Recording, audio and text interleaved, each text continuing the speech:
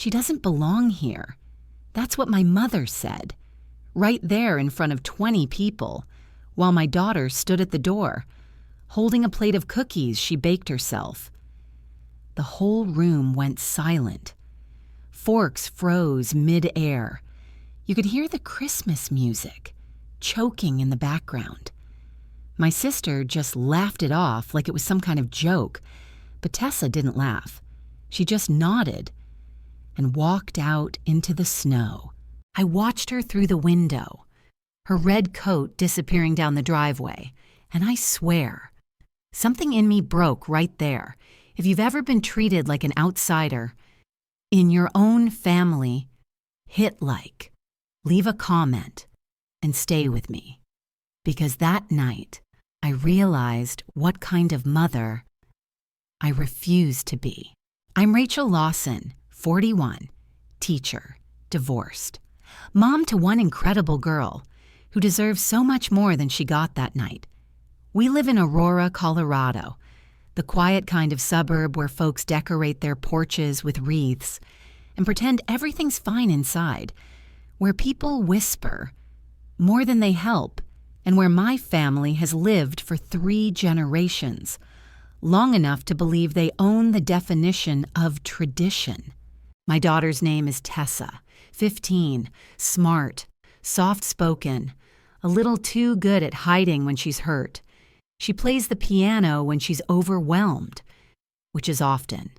She had her heart set on spending Christmas Eve with my side of the family, her grandma, her Aunt Tina, her cousin Kyle. She even made them cookies, sugar ones, shaped like little wreaths, glazed with a toothpick so the green wouldn't run. My mother, Nancy, she's the kind of woman who irons her tablecloths and measures love in appearances. She believes pain is weakness and silence is strength. My sister, Tina, well, she's the golden one. Married well, stayed close to mom, played the role. And me?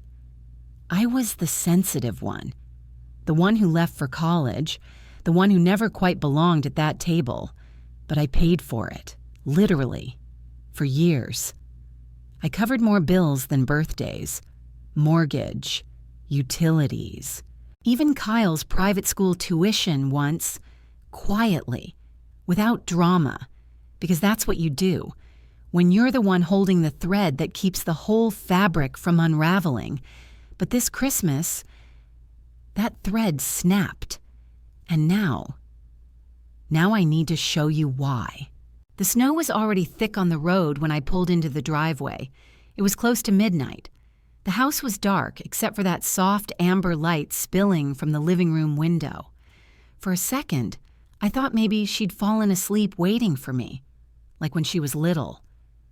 But when I opened the door, the air felt wrong. Still. Heavy. The first thing I saw was her coat, still on, half-zipped, dusted with melted snow. She was curled up on the couch, like she was trying to disappear into it. The second thing I saw was the plate, cookies, untouched, perfectly arranged in a circle. And then, her face. Her eyes were open, staring at the ceiling, as if replaying something she couldn't escape. Tess? My voice came out smaller than I meant. She blinked, slow. "Hey, Mom," she whispered. "Sweetheart, what happened? I thought you were at Grandma's." He sat up a little, forcing a smile that didn't fit her face. I was. Her voice broke on the second word. The silence stretched. I could hear the hum of the fridge, the faint ticking of the clock, the sound of her breathing. Uneven, shallow. Then she said it. Quiet. Almost embarrassed. "They told me there wasn't a seat for me." I froze. "What do you mean, no seat?" "They said they didn't set one because they thought I was coming with you later. Grandma said the table was full. Aunt Tina was laughing about something. I didn't know what to do." Her voice trembled on that last line, and suddenly I could see it. The dining room in my mother's house, the long oak table, 20-something people, laughter, silver cutlery, the sound of wine glasses clinking, and my daughter standing in the doorway, holding a plate of cookies no one wanted. "Tess," I said softly, kneeling in front of her, Did anyone try to stop you when you left?" She shook her head. "They were busy. Aunt Tina said something about next time I should text first. Grandma just said, 'Drive safe, honey.'" She laughed, one short, broken sound, and wiped her nose with her sleeve. "I left the cookies there. I thought maybe they'd eat them later." Something in me cracked then. I reached for her hands. They were cold. She'd driven home in that weather, through black ice and snow, alone, after being told she didn't belong, and I was at the hospital, finishing chart notes, thinking she was surrounded by family. The irony hit me like a punch. I tucked her hair behind her ear. "You should have called me." "I didn't want to ruin your night," she said. "You always look so tired." That's when it hit me. How much she'd learned from watching me. How to swallow hurt. How to make excuses for cruelty. How to smile when something inside you breaks. I pulled her close, and she let me. Her body felt too light, like she'd used up everything she had just getting home. Outside, the wind howled against the windows. The whole house seemed to breathe with us, uneven, exhausted. Then she whispered, "They didn't forget, Mom. They just didn't want me there." The words hung in the air like frost, and I realized she wasn't crying anymore. I was. Tessa didn't tell me everything that night, not all at once. It came in pieces, like shards of broken glass, each one sharper than the last. The next morning she was quiet, sitting on her bed, sketching circles on the edge of her notebook, and then suddenly she spoke. I got there around 6. Her voice was low, flat, not angry, just tired. I parked where Uncle Mark always parks. I triple-checked my lipstick in the mirror. I wore the green dress, the one we got from the outlet mall. I brought the cookies in a little red tin with a bow. She looked up at me then, eyes glassy. And I stood at the door for 2 minutes before I rang the bell. I didn't say anything. I just sat beside her and let her speak. Grandma opened the door. She looked surprised, not happy surprised, the other kind, the "why are you here early" kind. "What did she say?" I asked. She said, "Oh, we weren't expecting you until your mother arrived." And then she just stepped aside. Tessa's pencil moved faster now. I could see the table from the entryway. It was already full, I counted. 22 chairs, even the folding ones with the dented legs. She gave a bitter smile. They had room for everyone. Mark's brother, some neighbor, even Kyle's new girlfriend. She wore white to a holiday dinner, by the way. I swallowed hard. "Did anyone say hi?" Tessa nodded. Aunt Tina waved, literally waved, didn't get up, didn't say my name. Kyle saw me, but looked away. My stomach twisted. And then Grandma said, "You can leave your coat in the laundry room. We're keeping the guest room for purses this year." She stopped sketching, just stared at the ceiling. There was no chair, no plate, no glass, nothing. I clenched my jaw. And no one offered to make room? Tessa's voice dropped to a whisper. Grandma said the table was balanced. Adding another person would mess up the setting. Her words. She told me I could wait in the kitchen, and she'd bring me a plate after dessert. I stared at her, stunned. "And you left?" She nodded. I stood there for a few seconds, thought maybe someone would say, "Wait, sit next to me," or even, "Hey, we'll grab another plate," but they just kept talking. laughing. A pause. Grandma kissed Kyle's girlfriend on the cheek and said, "Welcome to the family, sweetheart." My heart shattered. "And then what?" I asked, though I already knew. I said I wasn't hungry and I'd just see them tomorrow. Grandma said, "Drive safe," like I was an Uber driver, not her granddaughter. She looked at me, and for the first time in a long time, there was no fear in her voice, just quiet certainty. They didn't forget, Mom. They just didn't want me there. The words echoed in my chest, like a scream underwater. She didn't cry when she told me. That was the worst part. She'd already cried. In the car, maybe. Or on the porch, standing there with a tin of cookies and hope. But not now. Now, she was past tears. And I had to swallow mine, so I wouldn't scare her.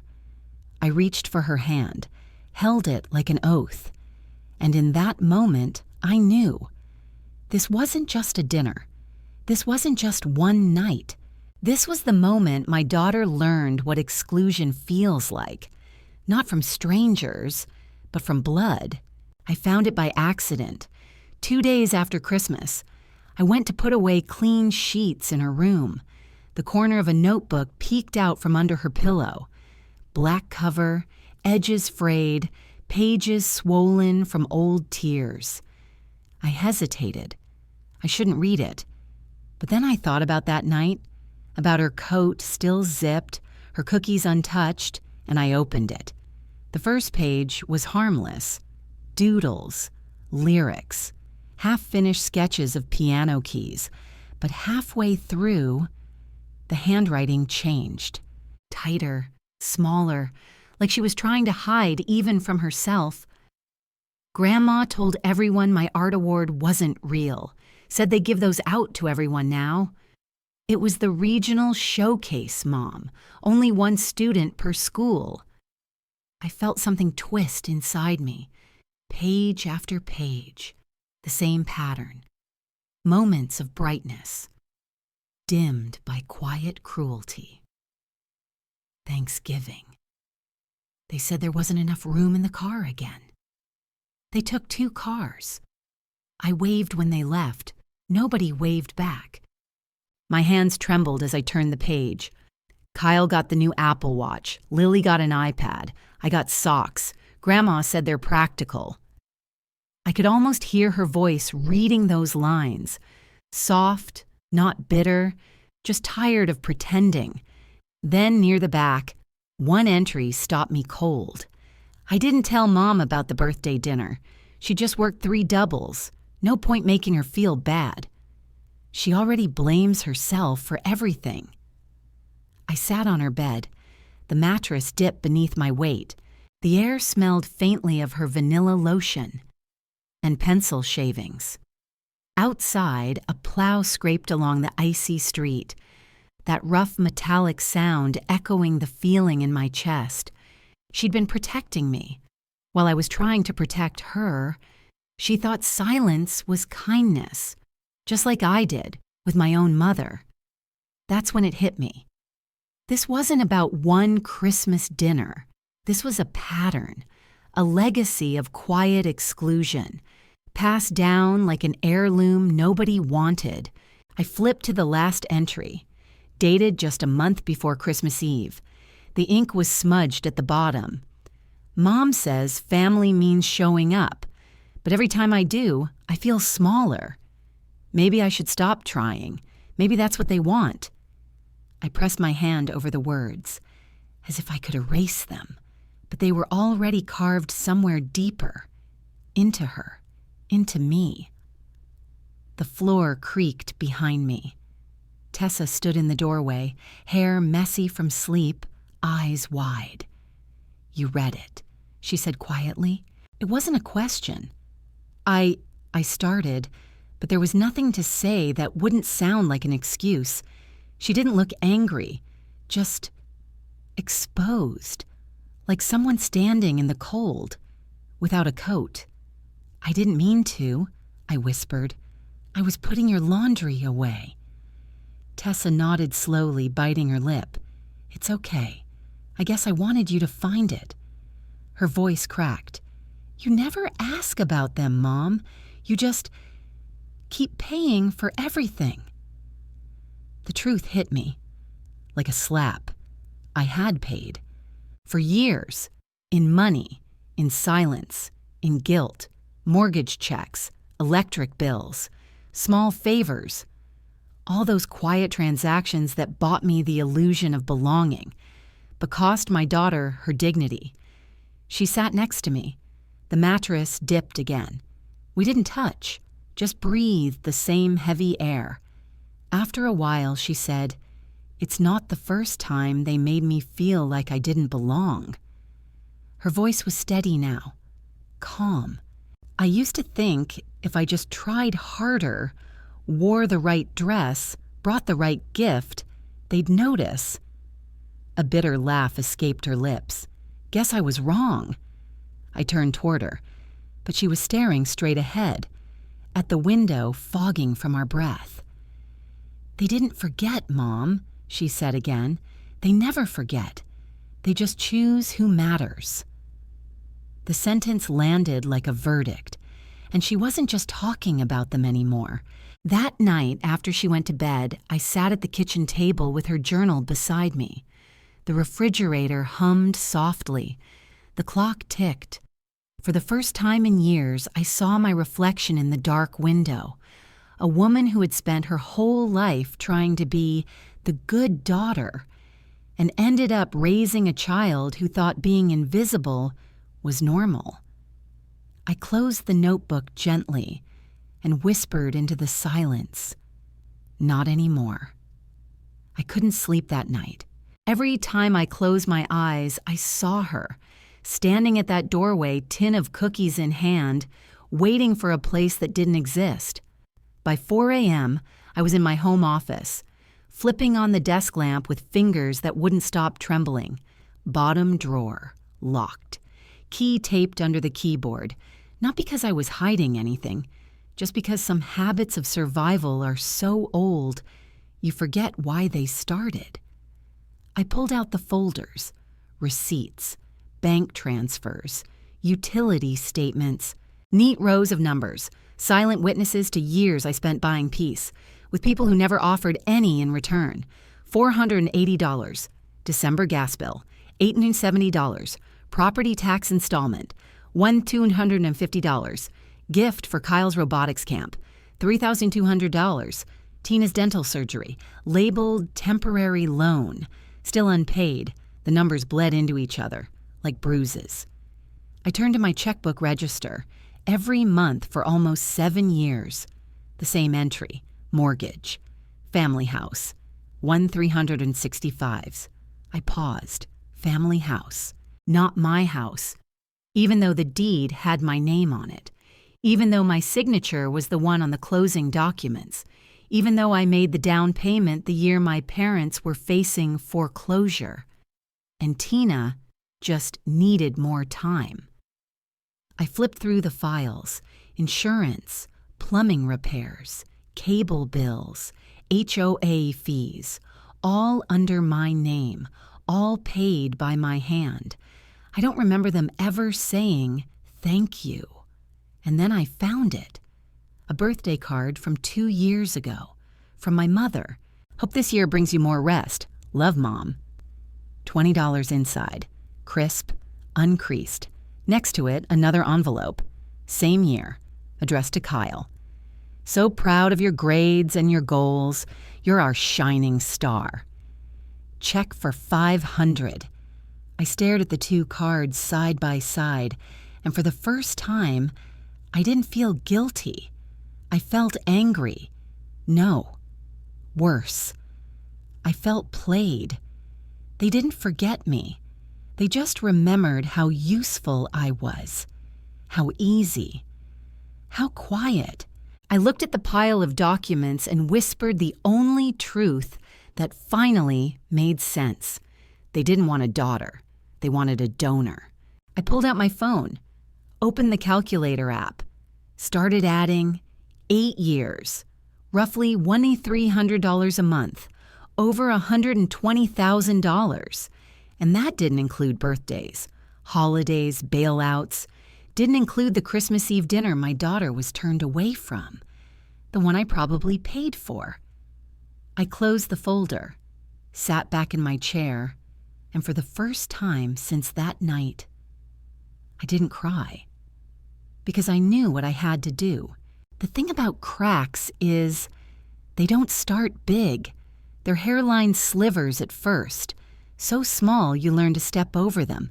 But if you look back long enough, you realize they were always there, waiting. I was 12 when I first understood what favorite meant. Not the word, the wait. It was Thanksgiving. Tina was 15.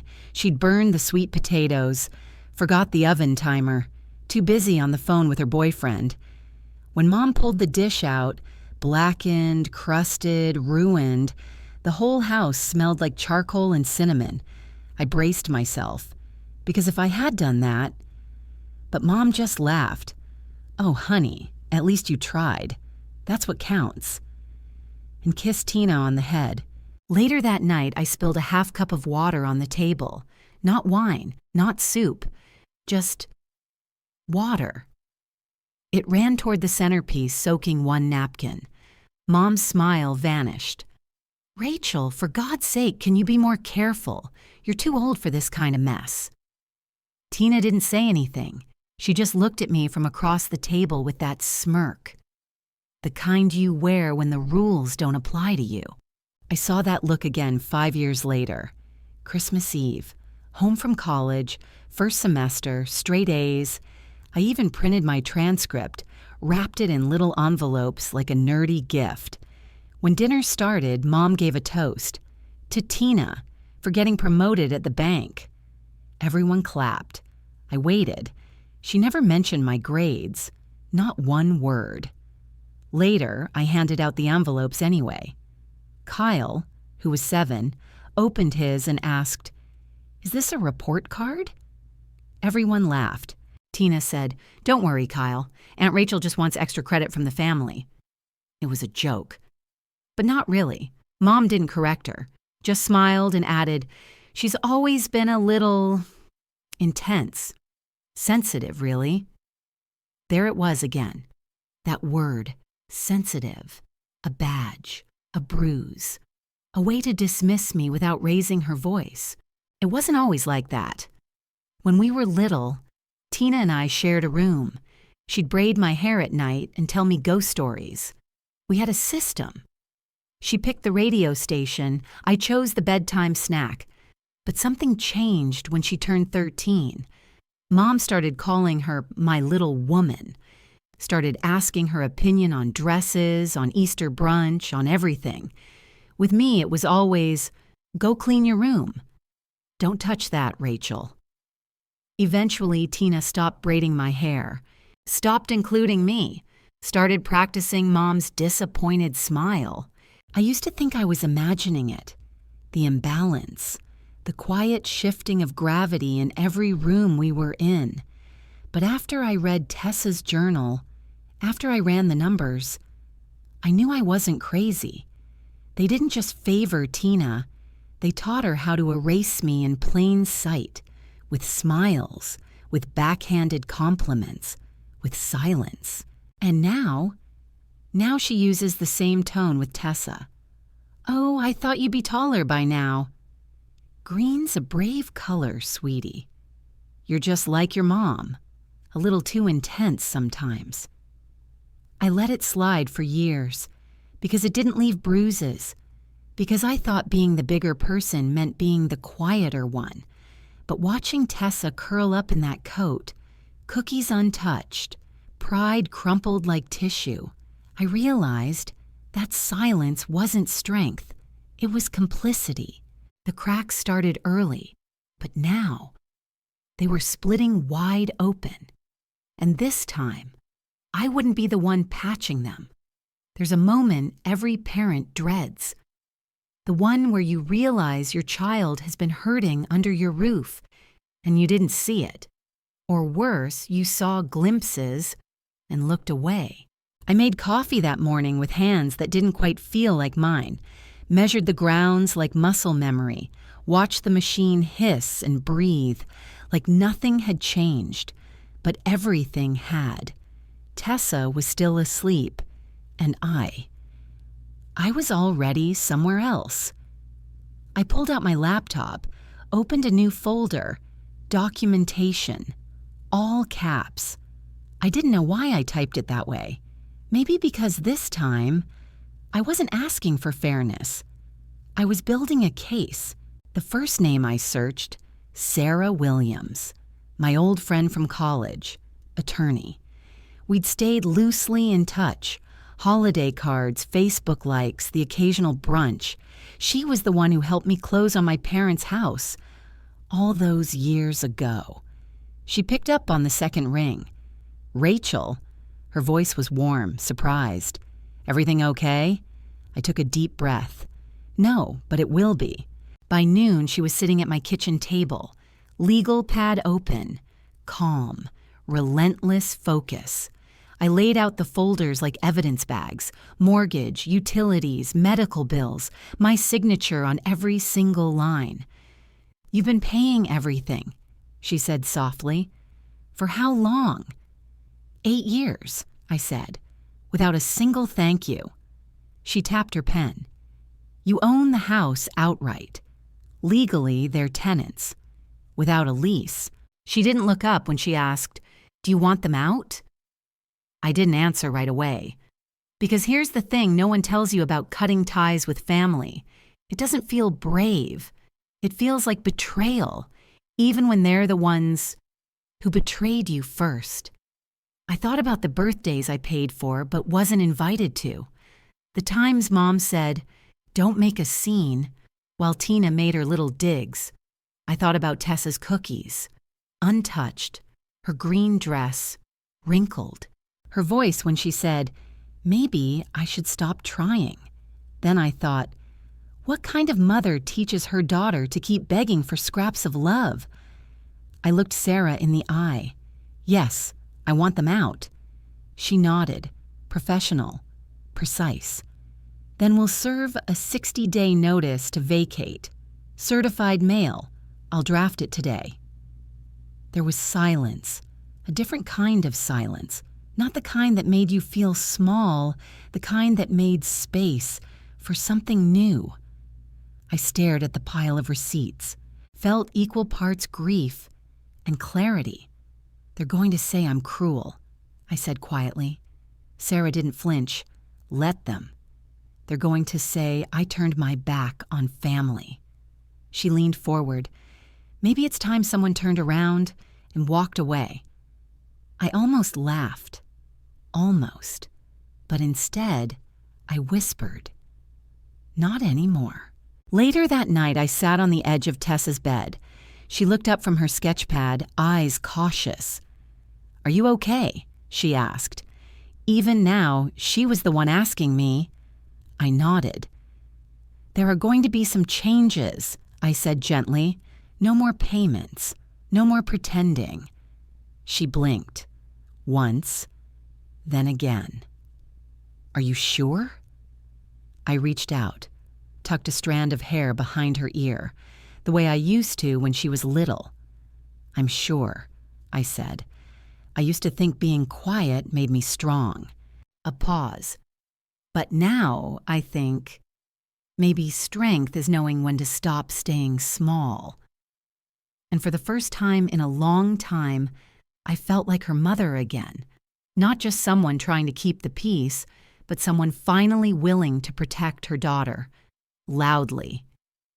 It started with an email. Subject line, "Concern regarding Tessa.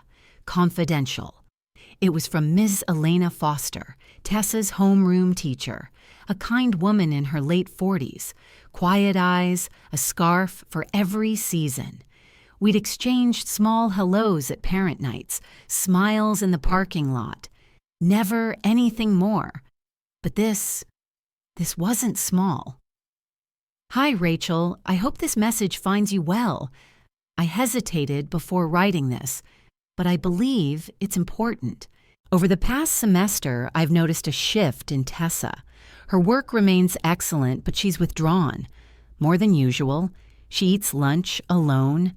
She avoids eye contact. And last week, she turned in a short story that genuinely worried me.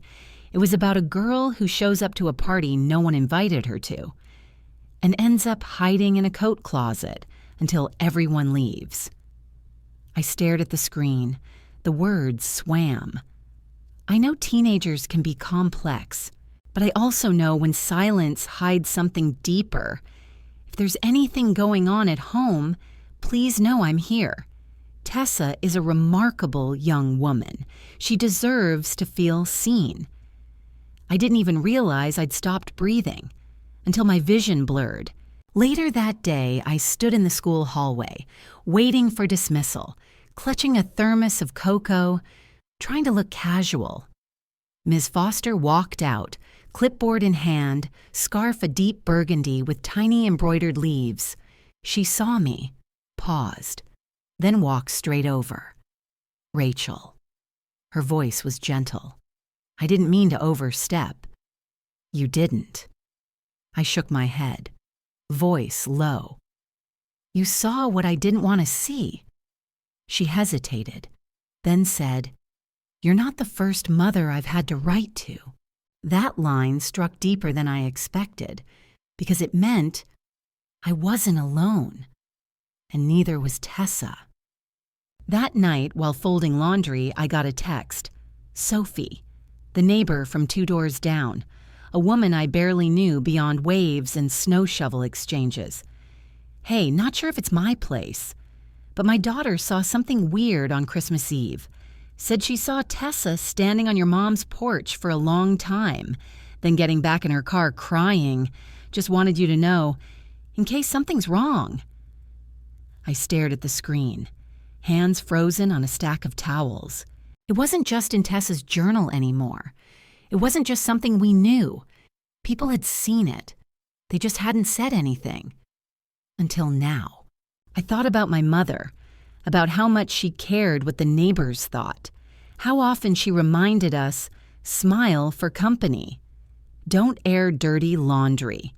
How Tina once said, reputation is currency, and mom's always investing.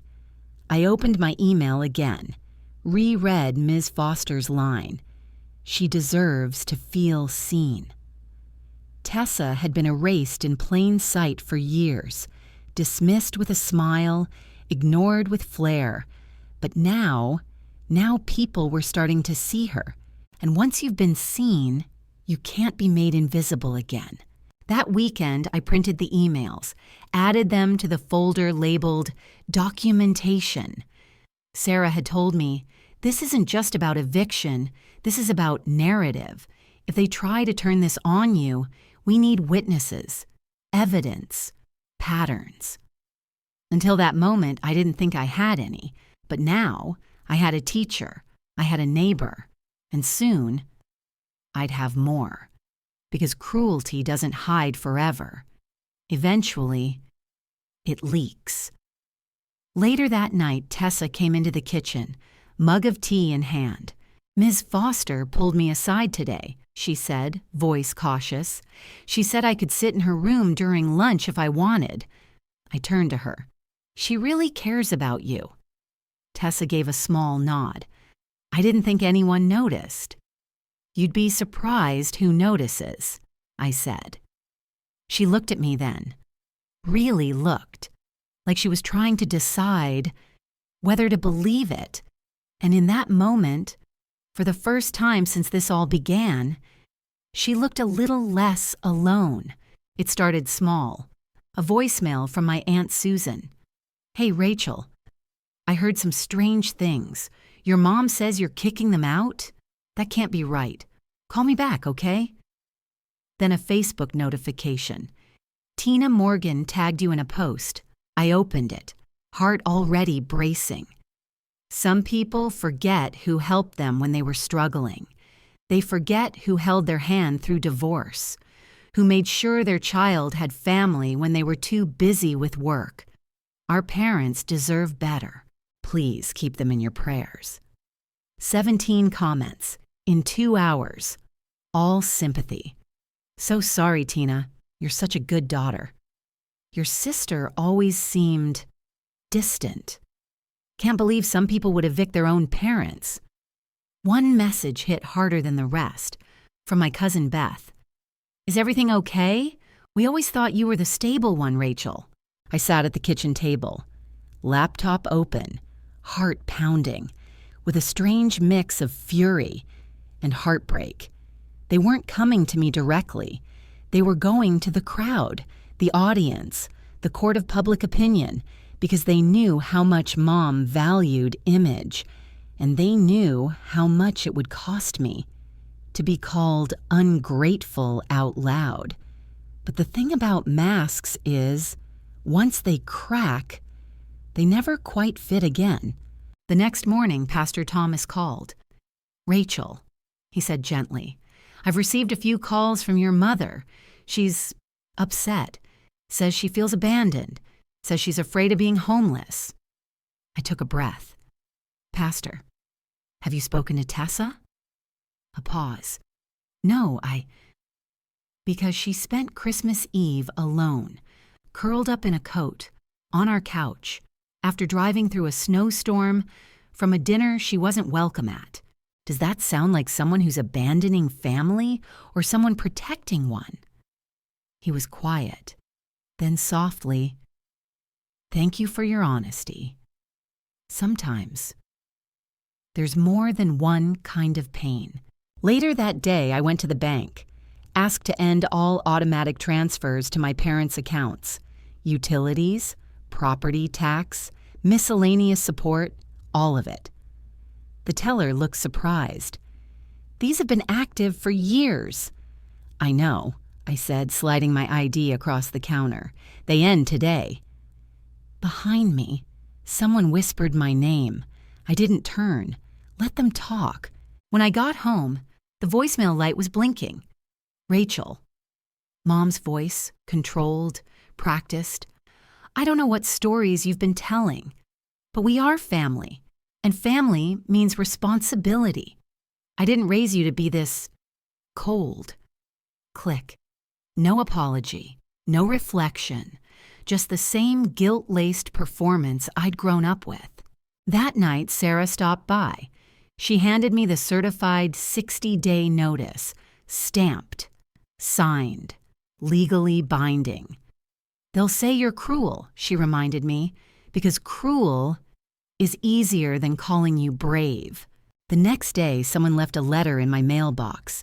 "Be careful how you treat your elders. Karma is real." No name, no signature, just shaky handwriting and a faint smell of lavender soap. Nancy's soap.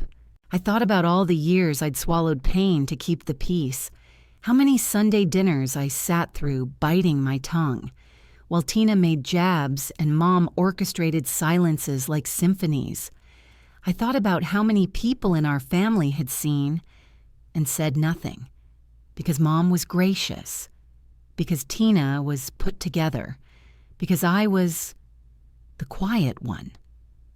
But quiet doesn't mean complicit. Not anymore. That weekend, Miss Foster called again. "Tessa's been smiling more," she said. "I think, whatever you're doing, it's working." I looked out the window, snow melting on the steps, the first patch of grass peeking through. "It's not much," I said, voice steady, "but it's ours. I didn't plan a party, not in the traditional sense. No RSVP cards, no string lights, no perfectly balanced table for 22. I just bought a ham, made mashed potatoes from scratch, lit 3 candles in the center of the table. And this time, I asked Tessa to help me set the plates. "Just us?" she asked, eyeing the stack of dishes. "Not quite," I said. She raised an eyebrow, but said nothing, used to my cryptic answers by now.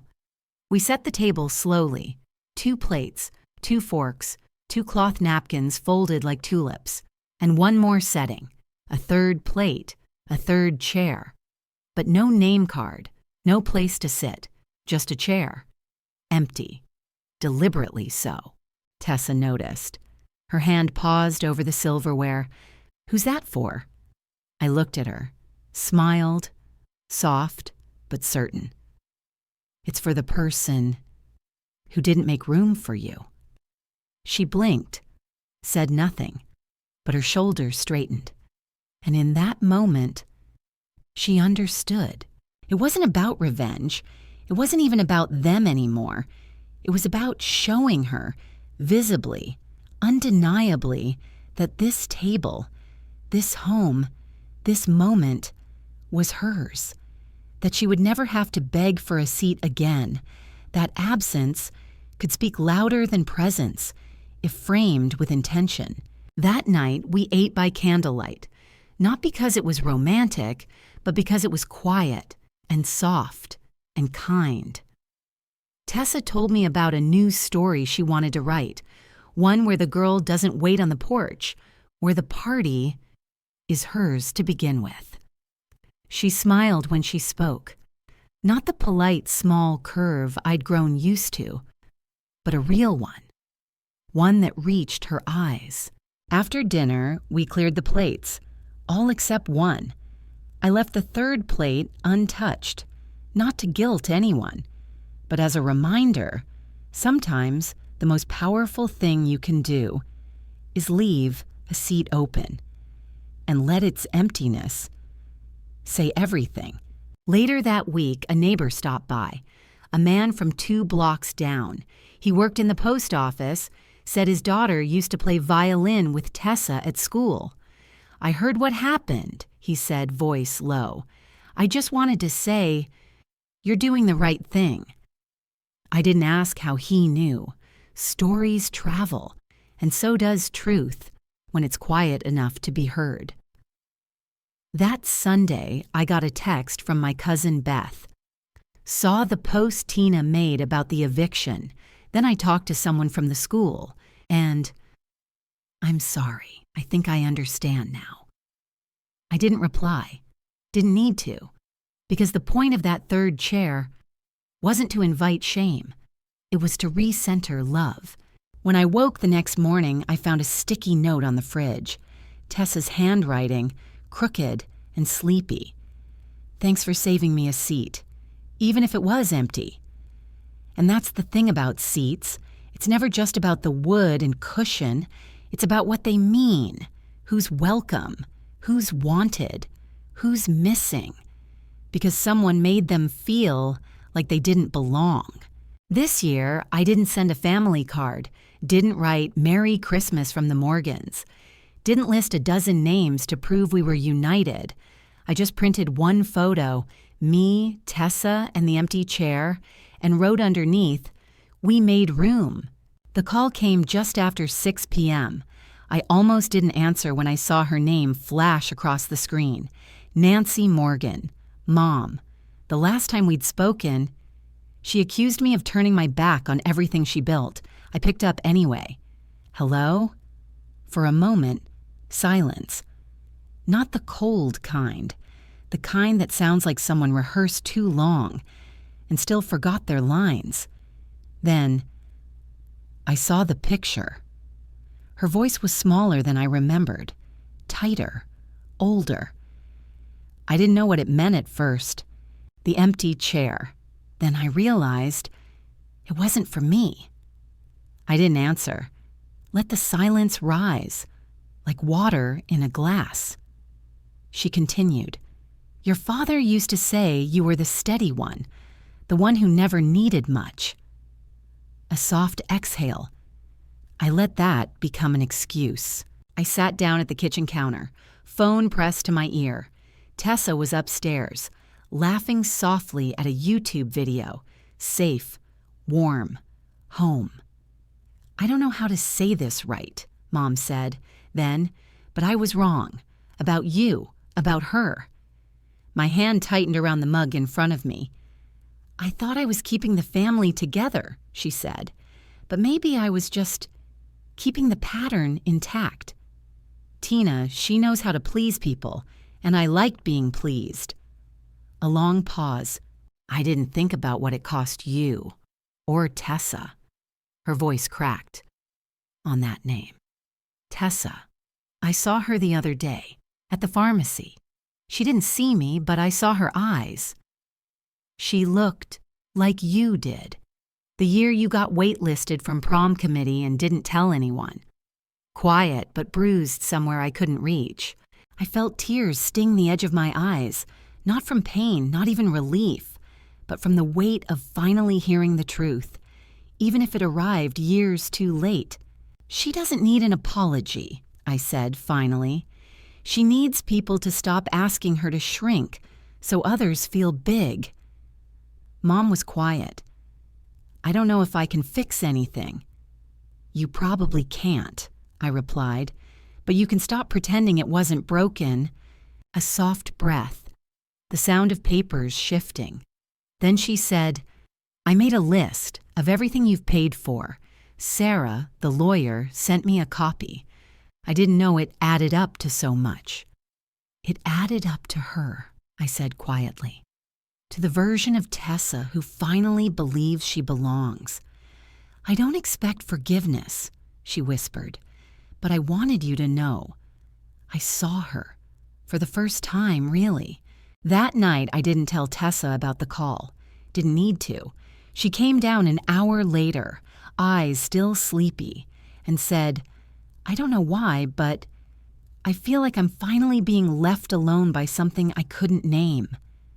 I nodded, because sometimes the monsters live in silence, and when silence breaks, even softly, you can finally breathe.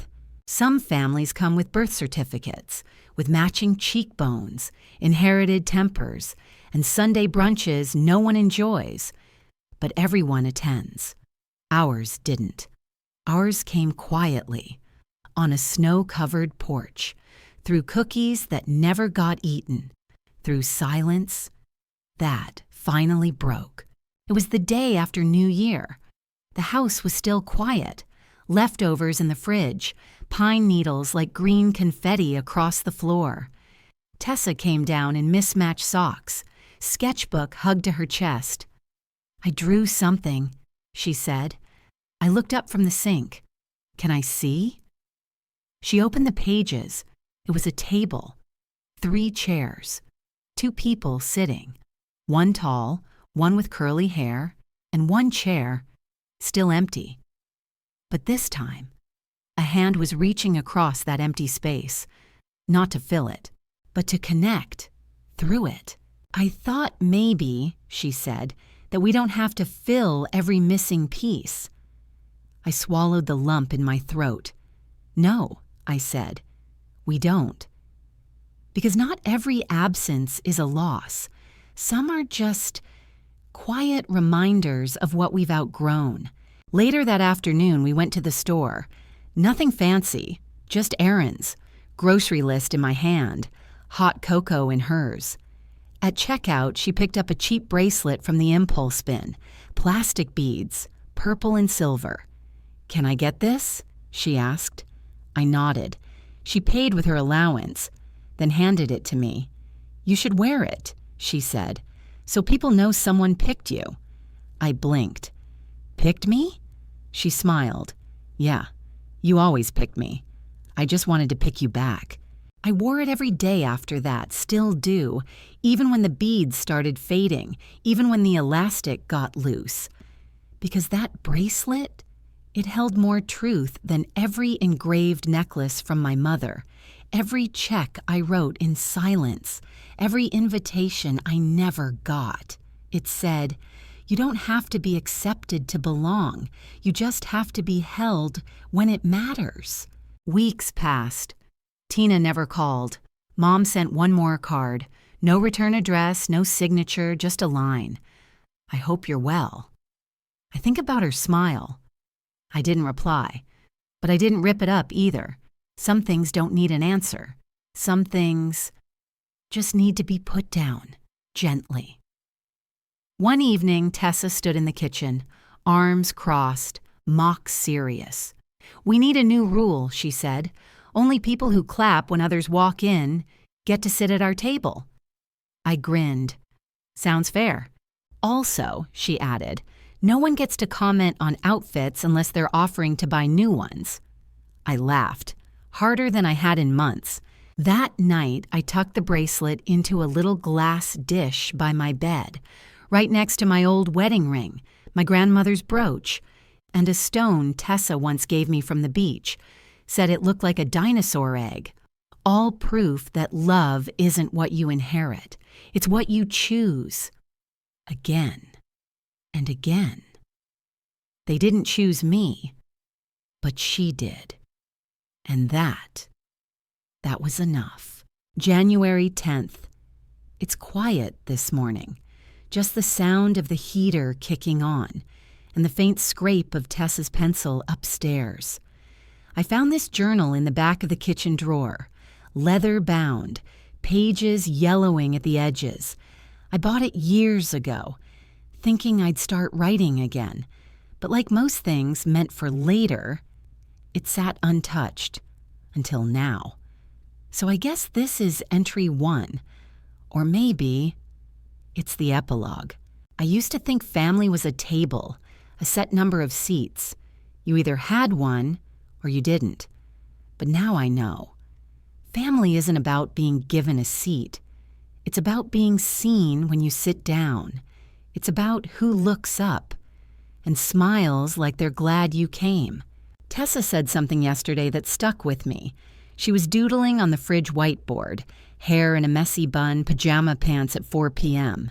It's weird, she said, how you can feel more at home in a house that got quieter. I asked what she meant. She shrugged. I think it's because it stopped making me feel like I had to prove I belonged here. That hit me harder than anything her grandmother ever said. I've spent most of my life trying to earn love. That should have been mine by default, trying to be the glue, the peacekeeper, the one who didn't cause waves. And what did that get me? A front row seat to silence, a family that smiled through gritted teeth, and a daughter who almost forgot she deserved joy. But now we laugh in the kitchen at burnt pancakes. We light candles even when there's no one to impress. We keep a third chair at the table, not out of habit, but as a quiet reminder of what we outgrew. The other day, Tessa asked me, "Do you think they'll ever say sorry?" I told her the truth. Maybe, but we don't need an apology to move on. We just need each other. She didn't answer, but she reached over, wrapped her arms around my waist, and whispered, "You're the only home I need." I've stopped checking my phone for missed calls, stopped wondering what Tina's posting online, stopped waiting for the version of my mother that may never exist. Instead, I've started noticing new things. The way Tessa hums when she concentrates, how cocoa tastes better with cinnamon, and how peace feels, not like fireworks, but like room to breathe. Maybe that's all healing is. Not forgetting what hurt, not pretending it never happened, but deciding it doesn't get to write the final chapter.